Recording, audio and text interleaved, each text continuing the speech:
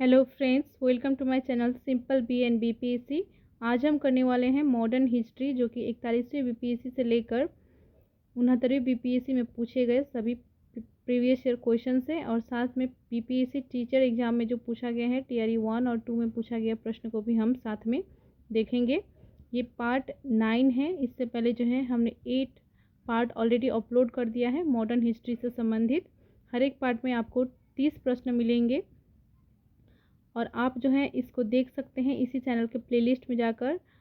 Modern history BPSC नामक playlist है, आप वहां से जाकर इसको देख सकते हैं। चैनल को अभी तक आपने सब्सक्राइब नहीं किया है तो चैनल को सब्सक्राइब कर लीजिए और वीडियो को लाइक कीजिए। शुरू करते हैं आज का वीडियो। हमारा प्रश्न है, साम्राज्य के अंतर्गत स्वशासन नामक उद्देश्य को मुस्लिम लीग ने कब स्वीकार किया? आपके ऑप्शन है 1906, 1913, 1939, 1946। साम्राज्य के अंतर्गत स्वशासन का उद्देश्य जो है मुस्लिम लीग ने स्वीकार किया था 1913 में। करेक्ट आंसर आपका ऑप्शन बी हो जाएगा। सेल्फ गवर्नमेंट का उद्देश्य था और मुस्लिम लीग ने जो है 1913 में इसे अपनाया था। करेक्ट आंसर आपका हो जाएगा ऑप्शन बी 1913।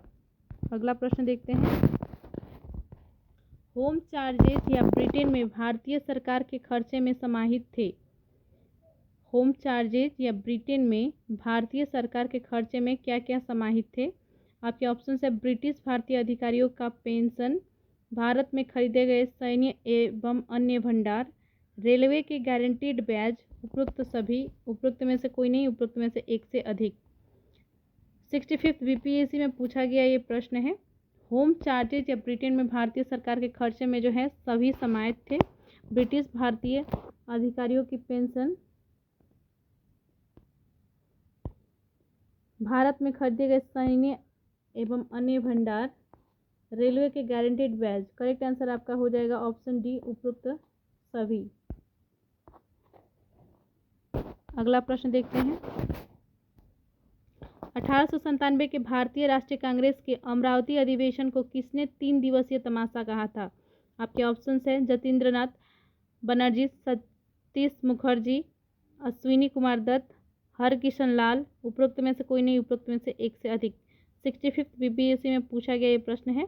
1897 के भारतीय राष्ट्रीय कांग्रेस के अमरावती अधिवेशन को किसने 3 दिवसीय तमाशा कहा था? करेक्ट आंसर होगा आपका अश्विनी कुमार दत्त। अश्विनी कुमार दत्त ने जो है भारतीय राष्ट्रीय कांग्रेस के अमरावती अधिवेशन को जो है 3 दिवसीय तमाशा कहा था। अगला प्रश्न है,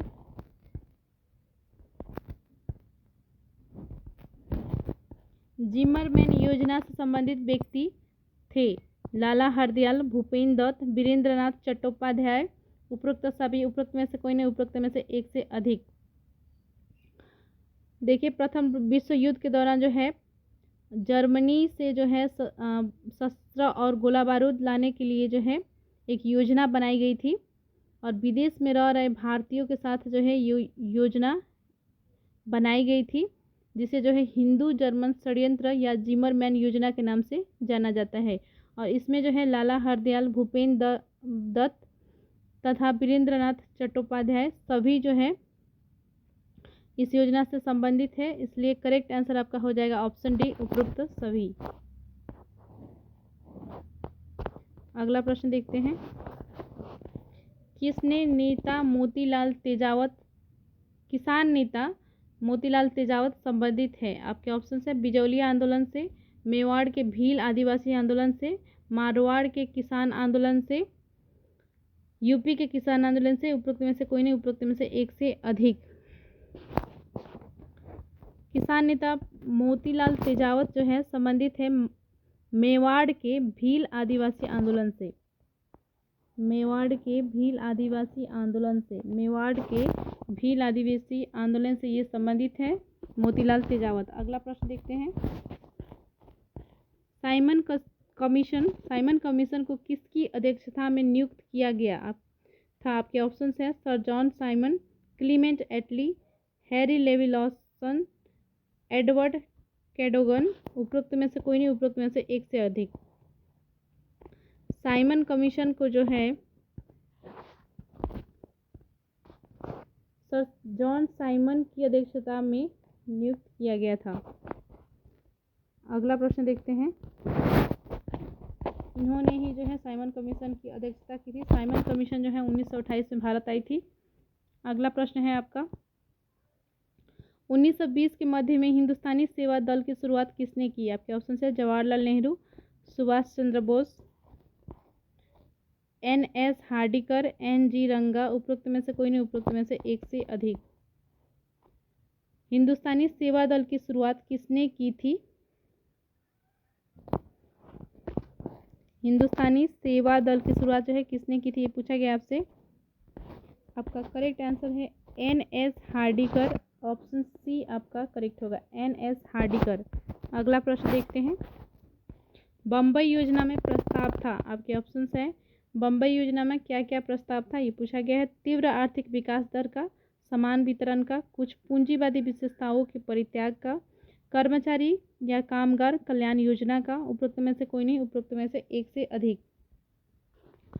बम्बई योजना का जो है इसमें प्रमुख भारतीय उद्योगपति जो है शामिल थे और इन्होंने जो योजना बनाई थी जिसके तहत जो है भारत में जो है तीव्र आर्थिक विकास दर को बढ़ाना, यानी कि आर्थिक विकास दर को तीव्र करना और साथ में जो है औद्योगिकरण के थ्रू और साथ में सरकार का भी कुछ हस्तक्षेप इसमें रहे और योजनाबद्ध विकास के साथ सार्वजनिक उपक्रम की आवश्यकता के रूप में जो है कुछ पूंजीवादी विशेषताओं का परित्याग भी किया गया था। इसलिए करेक्ट आंसर आपका हो जाएगा, देखिए इसमें कुछ पूंजीवादी विशेषताओं का परित्याग किया गया था, सरकार का हस्तक्षेप वो चाहते थे और साथ में तीव्र आर्थिक विकास दर भी वो चाहते थे। करेक्ट आंसर आपका हो जाएगा ऑप्शन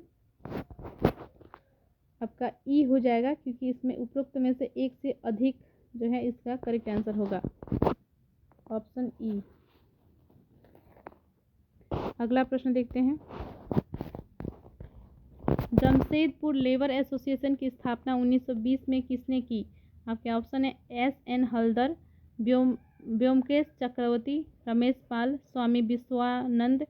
उपरोक्त में से कोई नहीं, उपरोक्त में से एक से अधिक। देखिए जमशेदपुर लेबर एसोसिएशन की स्थापना 1920 में हुई थी और इसे किया था एस.एन. हलदर ने। ऑप्शन ए आपका राइट होगा, एस.एन. हलदर ने इसकी स्थापना की थी। किसान क्या करे किसने लिखी? आपके ऑप्शन है स्वामी सदानंद सरस्वती, कार्यानंद शर्मा, बाबा रामचंद्र। उपरोक्त सभी। देखिए किसान क्या करे इसको लिखा था स्वामी सदानंद सरस्वती ने। स्वामी सदानंद सरस्वती जो थे ये किसान नेता थे और इन्होंने जो है बिहार प्रांतीय किसान सभा का गठन किया था और ये अखिल भारतीय किसान सभा का प्रमुख नेता थे। स्वामी सदानंद सरस्वती याद रखेंगे, इन्होंने जो है किसान क्या करे लिखा था। अगला प्रश्न है, भारतीय राष्ट्रीय कांग्रेस के 27वें सम्मेलन की अध्यक्षता किसने की? आपके ऑप्शन है एस.एन. सिन्हा, आर.एन. मुधोलकर, मजहरुल हक, राजेंद्र प्रसाद। उपरोक्त में से कोई नहीं, उपरोक्त में से एक से अधिक। कांग्रेस के 2 अधिवेशन हुए थे बिहार में, एक 27वां और एक 37वां। आप याद रखेंगे 1912 में जो है प्रथम अधिवेशन हुआ था कांग्रेस का, जो कि 27वां अधिवेशन था बिहार में और इसका जो है अध्यक्षता किया था आर.एन. मुधोलकर ने। करेक्ट आंसर आपका हो जाएगा ऑप्शन बी, आर.एन. मुधोलकर ने किया था और 27वां सम्मेलन की जो है अध्यक्षता की थी चित्तरंजन दास ने और इसका जो है आयोजन हुआ था, ये 27वां सम्मेलन का आयोजन हुआ था बांकीपुर पटना बिहार में। और दूसरा सम्मेलन जो कि भारतीय राष्ट्रीय कांग्रेस का 37वां सम्मेलन था बिहार में, वो जो है हुआ था 1922 में गया में। आप याद रखेंगे, इससे प्रश्न पूछे जाते हैं।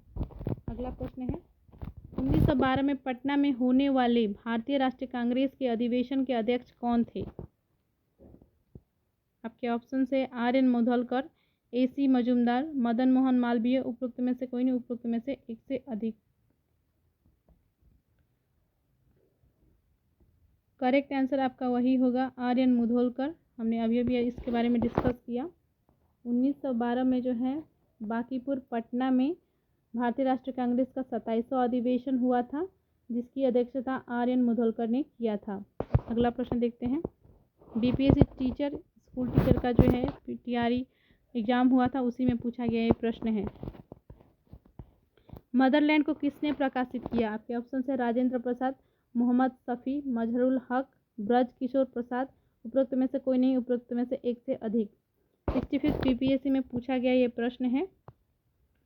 मदरलैंड नामक साप्ताहिक पत्रिका का प्रकाशन जो है पटना के सदाकत आश्रम से मौलाना मजहरुल हक ने प्रारंभ किया था। करेक्ट आंसर आपका हो जाएगा मजहरुल हक, ऑप्शन सी। पटना युवक संघ की स्थापना हुई थी। आपके ऑप्शन है 1917, 1925 में, 1927 में, 1930 में। उपरोक्त में से कोई नहीं, उपरोक्त में से एक से अधिक। पटना युवक संघ की स्थापना हुई थी 1927 में, ऑप्शन सी करेक्ट है।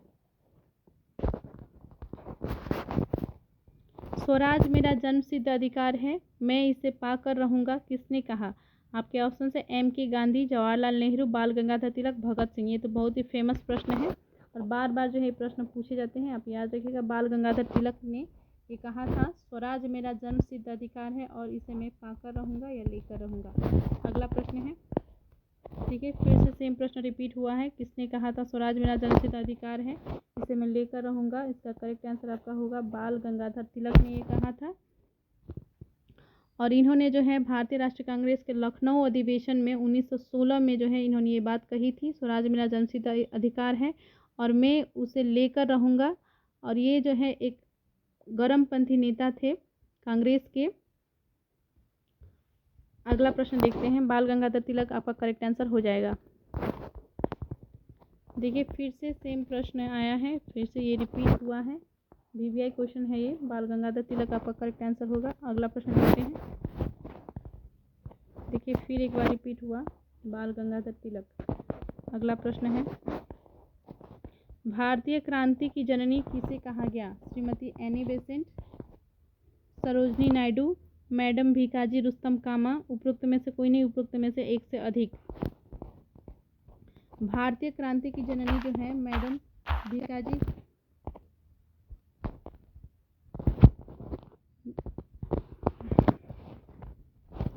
मैडम भीकाजी रुस्तम कामा को कहा जाता है। करेक्ट आंसर आपका हो जाएगा option D, madam Bhikaji Rustom Cama. अगला प्रश्न है,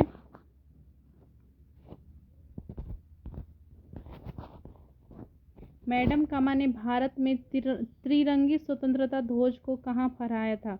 आपके ऑप्शंस हैं पेरिस, लंदन, स्टुटगार्ट, जिनेवा। उपरोक्त में से कोई नहीं, उपरोक्त में से एक से अधिक। करेक्ट आंसर आपका हो जाएगा स्टुटगार्ट।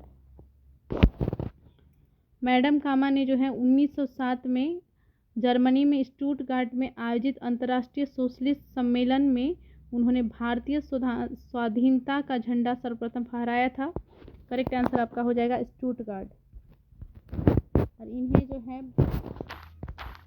भारतीय क्रांति की जननी भी कहा जाता है, आप याद रखिएगा। मैडम कामा ने 1907 में प्रथम तिरंगा ध्वज कहाँ फहराया था? सेम प्रश्न रिपीट हुआ है। करेक्ट आंसर आपका हो जाएगा स्टुटगार्ट, जर्मनी के स्टुटगार्ट में इन्होंने जो है प्रथम तिरंगा ध्वज फहराया था। अगला प्रश्न है, लंदन में इंडिया हाउस के संस्थापक कौन थे? आपके ऑप्शन है श्यामजी कृष्ण वर्मा, रास बिहारी बोस, रामचंद्र तारकनाथ दास। उपरोक्त में से कोई नहीं, उपरोक्त में से एक से अधिक। करेक्ट आंसर होगा आपका option A, Shyamji Krishna Verma. India house के संस्थापक जो हैं श्यामजी कृष्ण वर्मा हैं। अगला प्रश्न देखते हैं,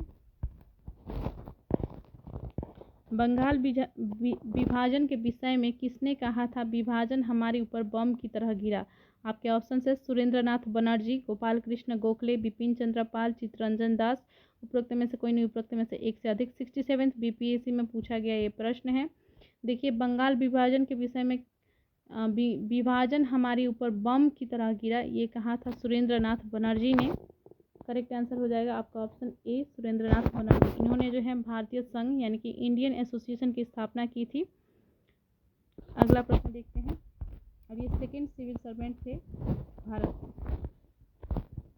अगला प्रश्न है, प्रथम बार संघर्ष के तरीकों के रूप में स्वदेशी एवं बहिष्कार किसके दौरान अपनाए गए थे?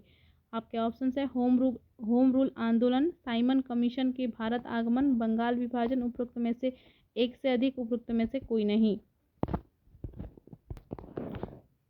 करेक्ट आंसर होगा आपका बंगाल विभाजन। बंगाल विभाजन की घोषणा 20 जुलाई 1905 को लॉर्ड कर्जन ने की थी और इसके बाद जो है राष्ट्रवादियों द्वारा एक आंदोलन शुरू किया गया, स्वदेशी आंदोलन, और इसी में जो है स्वदेशी और एवं बहिष्कार को जो है अपनाया गया था। विदेशी वस्तुओं का बहिष्कार किया गया और स्वदेशी आंदोलन का जो है प्रारंभ हुआ था 1905 में। अगला प्रश्न है, बंगाल विभाजन के प्रत्याघात के रूप में कौन सा आंदोलन शुरू हुआ था? बंगाल विभाजन के प्रत्याघात के रूप में कौन सा आंदोलन शुरू हुआ था? आपके ऑप्शन से असहयोग आंदोलन, सविनय अवज्ञा आंदोलन, स्वदेशी आंदोलन, पूर्ण स्वराज आंदोलन, उपरोक्त में से कोई नहीं, उपरोक्त में से एक से अधिक। देखिए मैंने अभी आपको बताया स्वदेशी आंदोलन जो है इसके प्रत्याघात के रूप में शुरू हुआ था। बंगाल विभाजन जो है 1905 में लॉर्ड कर्जन द्वारा इसकी घोषणा कर दी गई थी और इसके बाद जो है कोलकाता के टाउन हॉल में कृष्ण कुमार मित्र और सुरेंद्र नाथ बनर्जी की अध्यक्षता में एक बैठक हुई जहां पर जो है स्वदेशी आंदोलन प्रारंभ करने का और विदेशी वस्तुओं को बहिष्कार करने का निर्णय लिया गया था। उसके बाद से जो है स्वदेशी आंदोलन जो है प्रारंभ हुआ और इसे जो है बंगाल विभाजन को जो है शोक दिवस के रूप में मनाने जाने की घोषणा भी की गई थी। करेक्ट आंसर आपका हो जाएगा ऑप्शन सी, स्वदेशी आंदोलन। अगला प्रश्न देखते हैं, प्रथम बार संघर्ष के तरीकों के रूप में स्वदेशी एवं बहिष्कार भारत में कब अपनाया गया? आपके ऑप्शन हैं बंगाल विभाजन, होम रूल आंदोलन, असहयोग आंदोलन, उपरोक्त में से एक से अधिक, उपरोक्त में से कोई नहीं। देखिए अभी जो हमने डिस्कस किया इसी से संबंधित एक प्रश्न है, बंगाल विभाजन इसका करेक्ट आंसर हो जाएगा ऑप्शन ए। अगला प्रश्न है, बीपीएससी टीचर में भी ये प्रश्न पूछा गया था, बंग भंग के बाद कौन सा आंदोलन शुरू हुआ था? आपके ऑप्शंस है सविनय अवज्ञा आंदोलन, स्वदेशी आंदोलन, भारत छोड़ो आंदोलन, असहयोग आंदोलन।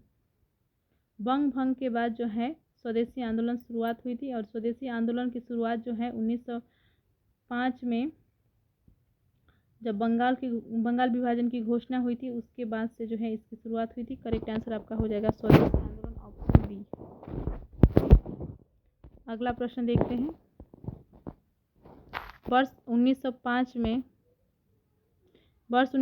में बंगाल के विभाजन के समय भारत का वायसराय कौन था?